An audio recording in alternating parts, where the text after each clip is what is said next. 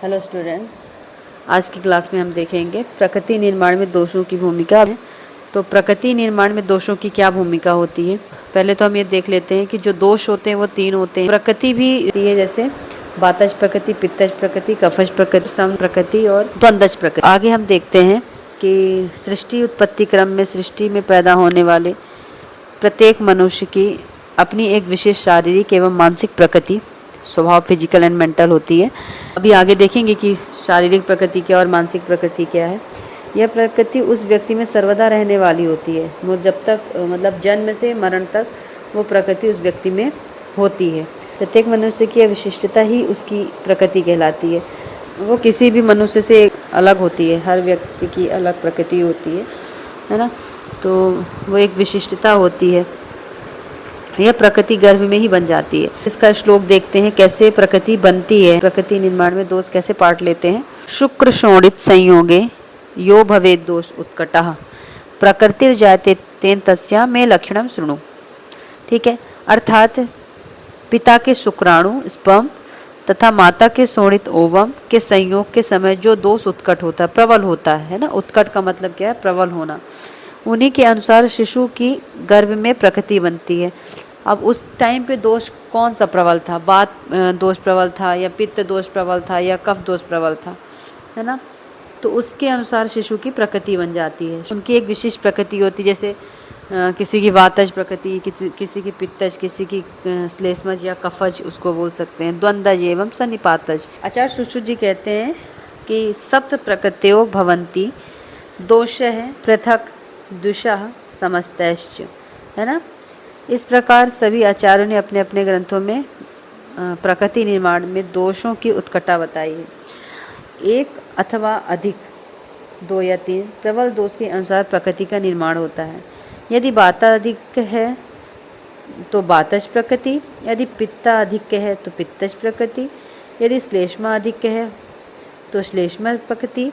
एकल प्रकृतियों के अतिरिक्त तीन द्वंद्वज प्रकृतियाँ भी होती हैं, जो वात पित्तज, पित्त कफज तथा कफ वातज कहलाती हैं, और दो दो दोषों वात पित्त, पित्त कफ एवं कफ वात की अधिकता से बनती हैं। सातवीं प्रकृति सम प्रकृति होती है, जो तीनों दोषों की साम्य अवस्था से बनती है। उसे सन्निपातज प्रकृति भी कहते हैं। इस प्रकार प्रकृति सात होती है। अब जब हम आगे प्रकृति चैप्टर है उसको पढ़ेंगे तो ये जो चीज़ें हम अभी पढ़ रहे हैं, है ना, तो ये और आपको अच्छे से क्लियर हो जाएगा। तो हमने देखा एकज प्रकृति जो है वह वातज है, पित्तज है और कफज है। द्वंद्वज प्रकृति में वातज पित्तज, पित्तज कफज और कफ वातज। तीसरा जो होता है वो सन्निपातज। सन्निपातज में वात पित्त कफ तीनों आ गए और ये साम्य अवस्था में होते हैं। सुश्रुत जी का श्लोक, विष जातो यथा कीटो न विशेषेण विपद्यते तद्वत् प्रकृतयो मर्त्याः शक्युन्वन्ति च बाधितुम। क्या लिखा है कि विष जातो यथा कीटो, जिस प्रकार विष से उत्पन्न हुआ कीड़ा विष के कारण नहीं मरता, है ना। अब विष के कारण ही उत्पन्न हो तो कैसे मरेगा? उसी प्रकार मनुष्यों की प्रकृति निश्चित ही शरीर को बाधा नहीं पहुंचाती। अर्थात दोषों की उत्कटता से उत्पन्न वात पित्त आदि प्रकृतियां चाहे वाताधिक पित्ताधिक के लक्षण प्रदर्शित करती हैं, किंतु ये दोषाधिक दोष प्रकोप की तरह शरीर के लिए बाधक नहीं होती। ये प्रकृतियां हैं, दोष जो है वात पित्त का वो बाधक होती हैं, लेकिन प्रकृतियां बाधक नहीं होती शरीर के लिए। टीकाकार डल्हन स्पष्ट करते हैं कि दोषों की उत्कटता दो प्रकार की होती है, जैसे एक प्राकृतिक एक वैकृत। प्राकृतिक उत्कटता से शुक्र शोणित स्वभाव से ही शुद्ध होते, है ना। तो प्राकृतिक है तो वो शुद्ध होते हैं, और यह प्राकृतिक उत्कटता अंशतः ही होती है ना, थोड़ी मात्रा में। इसमें दोषों का प्रकोप नहीं होता है। संतानोत्पत्ति के लिए दोषों की प्राकृत उत्कटता अनिवार्य है। अब दोष संतानोत्पत्ति के लिए कोई भी दोष की प्रबलता या उत्कटता अनिवार्य होती है। अगर ऐसा नहीं होगा तो फिर प्रकृति निर्माण नहीं होगा। दूसरी ओर वैकृत उत्कटता में शुक्र शोणित अशुद्ध होते हैं। अब उसमें विकार आ गया ना, तो दोषों के विकृत उत्कटता दोषों के प्रकोप का कारण होती हैं तथा गर्भ घातक होती हैं। ये गर्भ के लिए अच्छा नहीं होता। तो शुक्र शोणित जो होंगे वो अशुद्ध ही होंगे। दल्लहण कहते हैं विक्ताश्च गर्भ व्याघात कह, दोषों की विकृत उत्कटा की अवस्था में संतान उत्पत्ति संभव नहीं होती है। ठीक है, तो इसमें संतान संभव ही नहीं है, गर्भ के लिए घातक पहले ही उन्होंने कहा। अतः इस प्रकार दोष विशिष्ट प्रकृति का निर्माण कर शरीर के प्रति अनुकूल हो जाते हैं। जैसे वात की प्रकृति उत्कटा होने पर वातज प्रकृति का निर्माण होता है, अगर वात की अधिकता होगी तो वातज प्रकृति का निर्माण होगा, तथा यह वात उस वात प्रकृति पुरुष में बाधा नहीं पहुंचाते हैं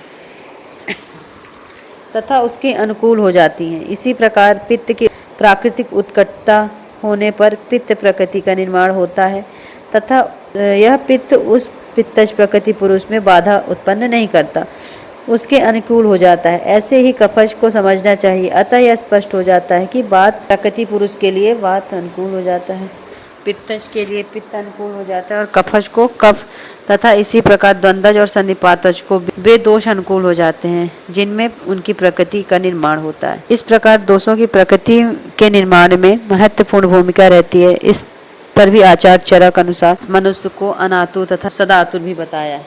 संपित्त अनिल कफा केचित् गर्भादि मानवः दृश्यन्ते वातलः केचित् पित्तलः श्लेष्मलस्तथा तेषाम् अनातुरः पूर्वे वातलाद्यः सदातुरः दोष अनुशयिता दोषः देह प्रकृतिरुच्यते। अर्थात कुछ मनुष्य गर्भ से ही समवात पित्त प्रकृति के, कुछ वात प्रकृति के, कुछ पित्त प्रकृति के, कुछ कफ प्रकृति के होते हैं। इनमें सम प्रकृति के मनुष्य अनातुर अर्थात स्वस्थ होते हैं तथा वातल आदि जैसे वात पित्त एवं कफ पुरुष सदातुर अर्थात हमेशा ही रोगी होते हैं। दोष अनुशयित के कारण ही देह में प्रकृति होती है।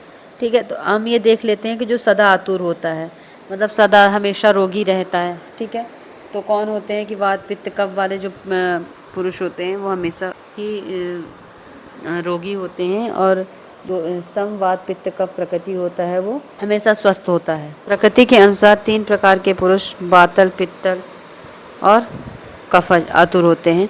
अन्य ग्रंथों के अनुसार इन्हें वैसे अनातुर कहते हैं स्वाभाविक रूप से, किंतु विशेष रूप से वातल पुरुषों को वातजन्य व्याधि, पित्त प्रकृति पुरुष को पित्तजन्य व्याधि और कफ प्रकृति पुरुष को कफज व्याधियां हो जाएं तो वे अति बलवान रूप धारण कर लेती हैं, इसलिए इन्हें सदा आतुर कहा गया है। वास्तविक रूप से वे रोगी नहीं होते हैं। सम प्रकृति पुरुष में वातज या पित्तज या कफज व्याधि हो भी जाए तो इतनी बलवान नहीं होते तथा उसे शीघ्र ही सहन कर लेता है, अतः इसे सम प्रकृति पुरुष अनातुर कहा गया है, इसलिए सम प्रकृति को श्रेष्ठ कहा गया है। इस प्रकार प्रकृति निर्माण में दोषों की महत्वपूर्ण भूमिका रहती है। स्वभाव से ही ये प्रकृतियाँ स्थिर रहती हैं, उनका कोप या क्षय नहीं होता। प्रकृतियों का कोप क्षय क्या है? प्रकोपो व अन्यथा भावो व क्षयो व न उपजायते प्रकृतीनां स्वभावेन जायते तु गतायुषः। अर्थात प्रकृतियों का प्रकोप, उदाहरण सामान्य वातल से तीव्र वातल होना, समान पित्तल से तीव्र पित्तल होना आदि। प्रकृति का अन्य भाव यथावात प्रकृति का पित्त प्रकृति या कफ प्रकृति हो जाना, है ना। तो प्रकोप कब होता है ना। तो प्रकृतियों का प्रकोप कब हो रहा है कि जब सामान्य वात से, है ना, अभी हमें पता है कि ये वातज प्रकृति पुरुष है, लेकिन उसमें उस सामान्य से ज़्यादा उसमें वात हो जाए, ठीक है, या सामान्य से ज़्यादा पित्तज प्रकृति है, इसमें सारे पित्तज लक्षण है, लेकिन अगर उससे भी ज़्यादा उसमें लक्षण आ रहे हैं तो वो तीव्र पित्तल होना। और फिर क्या है, प्रकृति का अन्य भाव, जैसे प्रकृति वातज प्रकृति है लेकिन उसका वातज प्रकृति दूसरे में प्रकृति में चेंज हो जाना, जैसे वातज प्रकृति है तो पित्तज प्रकृति में हो जाना, या पित्तज प्रकृति है तो कफज प्रकृति हो जाना, या कफज प्रकृति है तो पित्तज प्रकृति हो जाना, ये प्रकृति का अन्य भाव है। प्रकृति का क्षय हो जाना, जैसे सामान्यवात प्रकृति, अल्पवात प्रकृति, या सामान्य पित्त प्रकृति या अल्प पित्त प्रकृति, तो प्रकृति का क्षय हो जाना। वातज प्रकृति है तो वातज के लक्षणों की कमी आ जाना, और अगर सामान्य पित्त प्रकृति है तो उसमें अगर क्षय हुआ तो वो अल्प पित्तज प्रकृति हो जाता है। ये परिवर्तन स्वाभाविक नहीं होते हैं। स्वभाव से प्रकृति के भावों में वृद्धि, हाँ, अन्य भावों में परिवर्तन नहीं होता है। ठीक है। तो जो प्रकृति एक बार बन गई गर्भ में, वही प्रकृति जीवन पर्यंत जन्म से मरण तक रहती है, इसमें कोई परिवर्तन नहीं होता है। इस प्रकार के परिवर्तनगत आयुष जीवन की अंतिम अवस्था में होने पर दिखाई देते हैं। जो उसका प्रकृति है वो हमेशा रहता है जीवन पर्यंत। ये जैसे वातज है तो वात ही रहेगा, पित्त है तो पित्तज ही रहेगा।